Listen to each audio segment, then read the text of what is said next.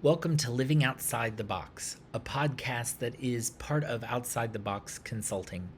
I'm Benjamin Bowman, your host, and I'm so glad to be with you today. Today, I want to continue the conversation that we started in an earlier episode about the idea of leading outside of our comfort zone. In the previous episode, we talked about people overcoming obstacles and even generations that overcame obstacles and how those individuals did that. In today's episode, I want to emphasize ways that as a leader, you can lead outside of the comfort zone. Resilience is a word that we don't often hear used. It's a concept that I believe is lost or becoming lost on this generation.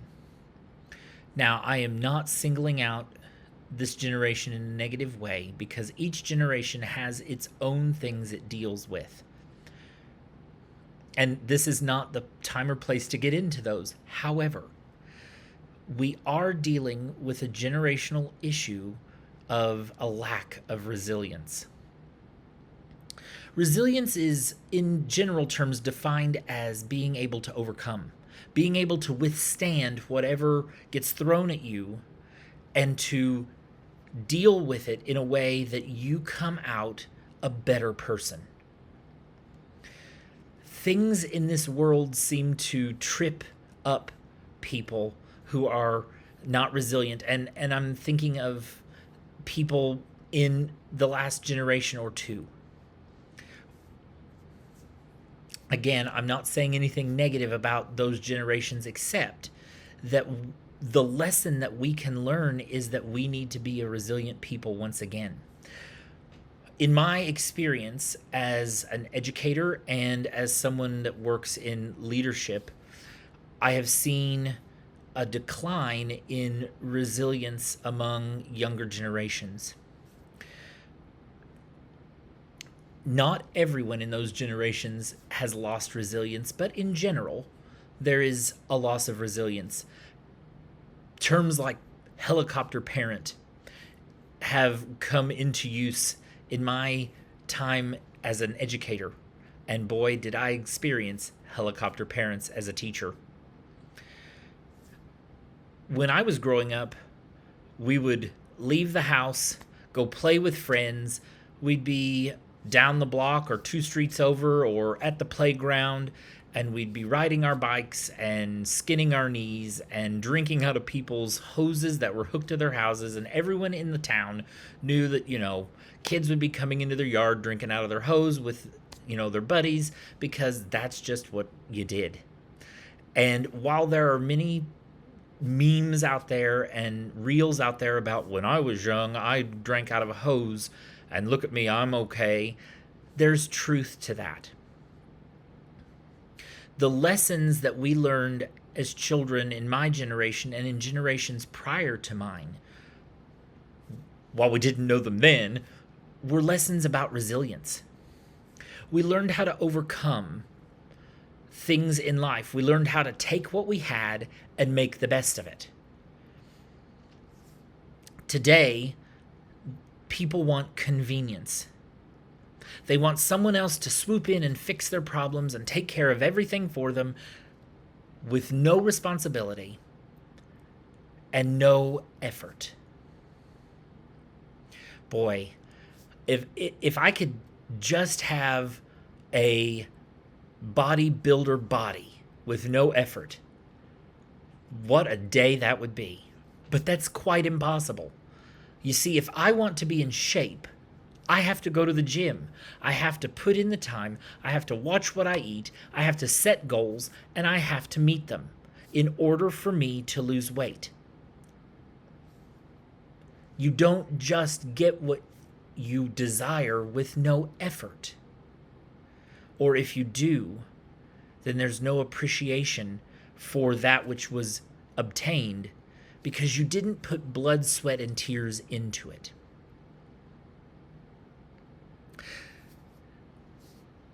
This is very true in leadership as well.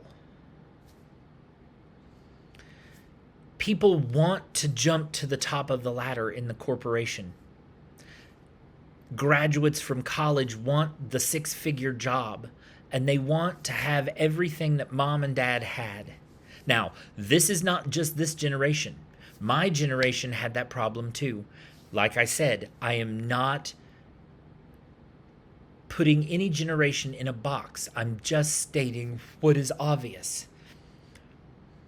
But you can't obtain top level with no effort. People graduating, like I said, from university want the big house, the six-figure paycheck, and all the perks that come with that. But they've not put in the effort. And therefore, there may not be appreciation. They want the comfort that they've been used to growing up in a household that mom and dad put a lot of love and effort and blood and sweat and tears into providing.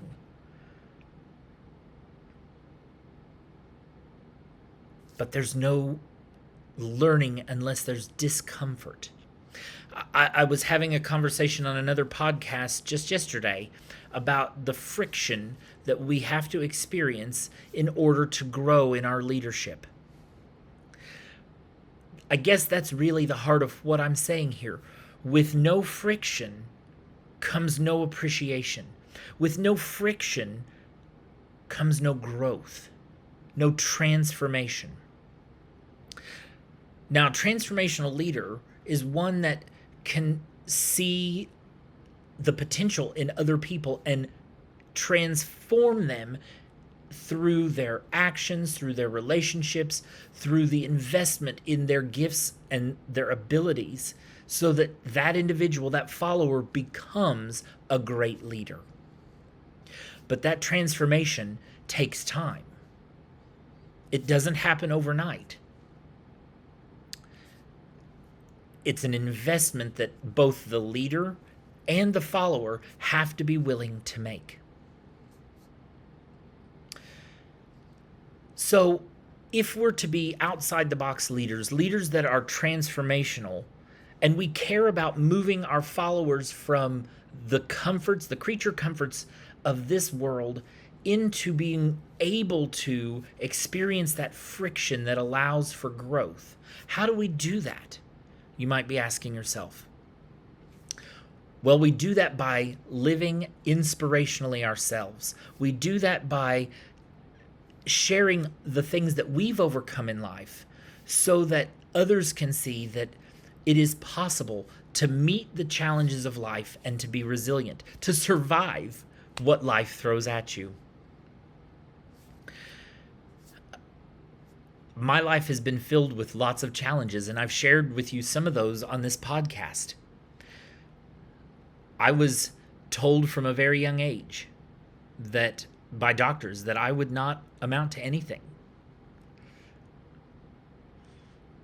One of the challenges that I had to overcome was, how do I learn in a world where in the 1980s and 90s, the accommodations for a legally blind person were not exactly user-friendly. Nowadays, I can use my laptop to read to me, and I can actually use voice over and voice to text on Word documents to do a lot of typing when my eyes are feeling weak. But in the 1980s and 90s, I didn't have that. I didn't even have that when I was in university in the early 2000s. But rather than whine about what I didn't have, I used what I did have, and I used the abilities that I had to overcome. I found that inner resilience, and I chose to overcome the circumstances of life. You see, there's the key word. It's a choice. Being an outside-the-box leader is a choice. We have to choose each and every day to overcome the challenges of life. We have to choose to allow our lives to serve as an inspiration to those around us, so that they might be made better leaders also. I was talking with a friend a few weeks ago, and we were talking about the pickiness of some eaters. Now, I am a picky eater, but only when it comes to a couple of foods. There are very few foods that I have not tried or have not found that I like. This is why I need to go to the gym. But I shared with this friend that pickiness is a choice. Now, I get that there are some medical disorders out there that cause people not to be able to eat certain foods, and that is completely different. I'm talking about pickiness. Pickiness is a choice, not wanting to eat certain foods because you just don't like that food or you think you don't like that food. It's a choice. Overcoming the obstacles that you are faced with, whether that's learning disabilities, whether that's lack of resources, whether that's home lives that were less than ideal. Choosing to overcome those things is just that. It's a choice. And I want to encourage you that it's a choice that is worth making. You see, as an individual, you have the opportunity to either live in the circumstances that life has thrown you. You have the opportunity to, or the option, I should say, to live in those challenges, or you have the option to be resilient and to overcome them with God's strength, with the internal resilience that you can muster in your own being.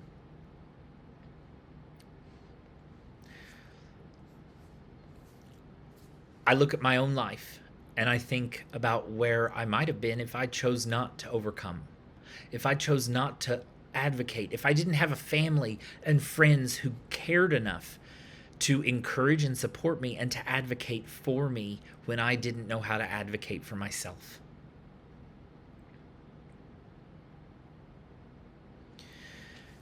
I would probably be at home with my family, and I don't even know. I don't know that I even want to think about where I would be, because God has given me opportunities and I have taken them by the horns and I have lived into them as best I could. And that is my encouragement to you today. Take these opportunities and live into them. You have the choice to live in the comfort zone, to live where life is comfortable and everything is as it is. Or you have the choice to step out of the comfort zone, to move into the uncomfortable, to move into that friction where growth really happens.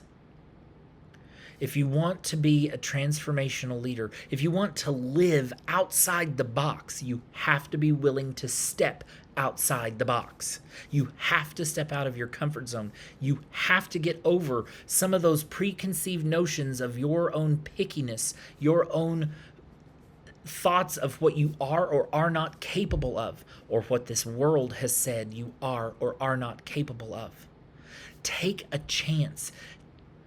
Take a chance on yourself and step outside the box.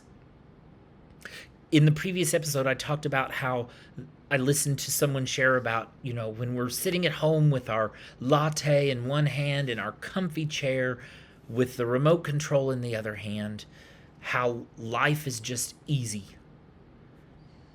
But when you choose to live life outside the box, when you choose to step over that line and say, I'm going to chart a path for myself with my gifts and abilities, with God's strength, life gets a whole lot more interesting.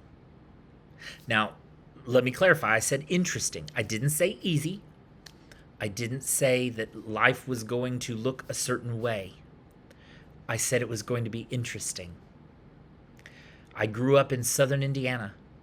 I lived and went to school in Kentucky. I lived overseas in the Czech Republic. I've traveled to now 26 countries internationally, with more coming next year. And I'm here in Kentucky doing work that I never thought I would be able to do, like coming to you right where you are through a podcast. This podcast would not exist if I didn't step outside the box to start my own company, a company that seeks to help individuals understand their fullest potential in leadership, and to do that with outside the box thinking. So today, as we finish thinking about this idea of the comfort zone, let me ask you this. Are you willing to step across that line and live outside the box? Are you willing to think outside that box and become an outside the box leader? Today is a day for you to enjoy the potential in life, to realize that you have the resilience to lead and to lead well, and to live life to its fullest. Most of all, remember that I am here for you. I care about you and your growth into your fullest potential. And I look forward to journeying alongside you as we figure out what it's like to live outside the box.